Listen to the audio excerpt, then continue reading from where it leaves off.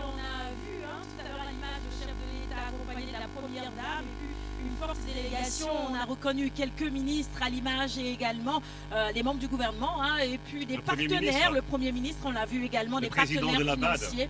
Le président de la BAD, de la BID également. On a vu des représentants du HCCT, notamment le président et pas que, des partenaires financiers qui ont accompagné le Sénégal dans la réalisation de ce projet. Et quand on parle de finances, évidemment, on pense tout de suite au ministère de l'économie et des finances. Avec nous, pour nous accompagner également cet après-midi, le ministre du budget, Birima Mangara, qui est avec nous. Monsieur le ministre, bonjour, bonsoir.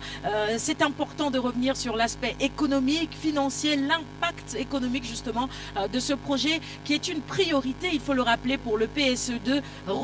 La relance du transport ferroviaire est une priorité pour le PSE2.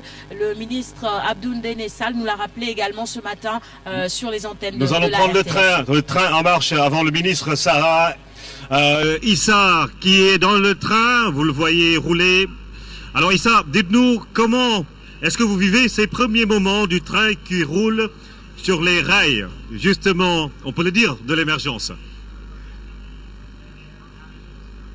Oui, le train est en marche. C'est un jour exceptionnel, une révolution. Comme vous l'avez dit, le chef de l'État est arrivé à l'heure, il a embarqué à l'heure. Donc, il est accompagné de tout son staff. Il y a ceux qui ont travaillé sur le projet, les architectes, le secteur privé local, les bailleurs de fonds. Tout le monde est là. Le gouvernement est représenté, le président est avec son épouse. Je m'en vais le rejoindre afin de pouvoir accueillir les premières appréciations du chef de l'État. Avec le chef de l'État. Bonjour, Monsieur le Président. Bonjour. Vous êtes en direct sur la RTS. Quelle est votre première appréciation? D'abord, c'est un sentiment de fierté, mais également d'émotion d'être dans ce TER, dans le cadre de notre politique de renouveau urbain, politique nouvelle de transport, du système de transport de masse. Et la vision que j'avais lancée il y a quelques années est devenue réalité. Là, nous traversons Bargny. Et donc, en 2 ans, ce projet est devenu réalité. Nous avons pris le TER, c'est la réception. Aujourd'hui, évidemment, il y a encore des travaux, comme vous le voyez, pour finaliser, sécuriser la ligne.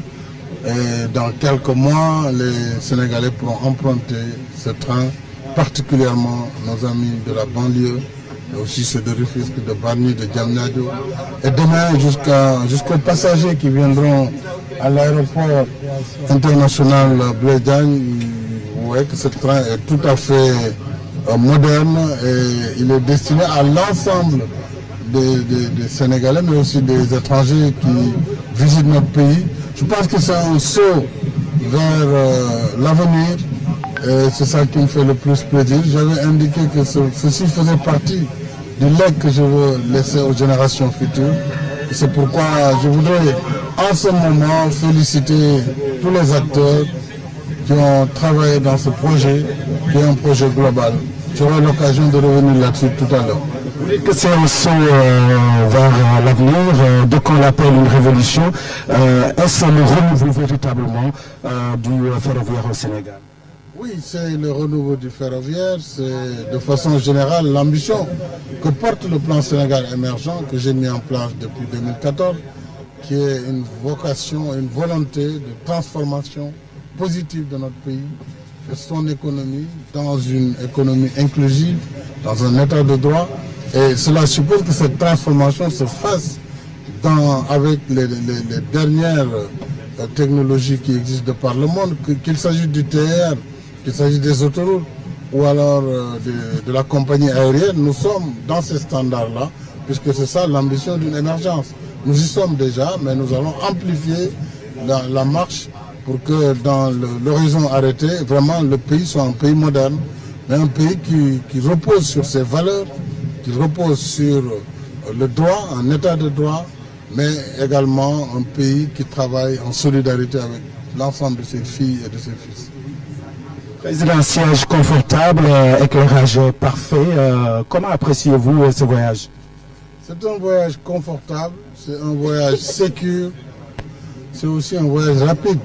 Là, ils ne sont pas dans les vitesses de pointe. Ils sont à peu près à 60 km à l'heure, mais en pointe, il fait 160 km. C'est plus rapide que les véhicules sur l'autoroute. Donc, il y a la rapidité, le confort, il y a également la sécurité.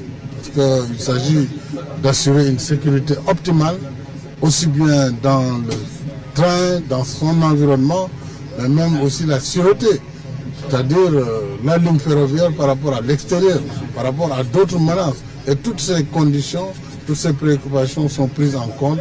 Donc c'est pourquoi nous sommes très contents vraiment de ce qui est fait aujourd'hui et de cette journée qui est une journée historique pour le Sénégal. Parce que là, nous vivons vraiment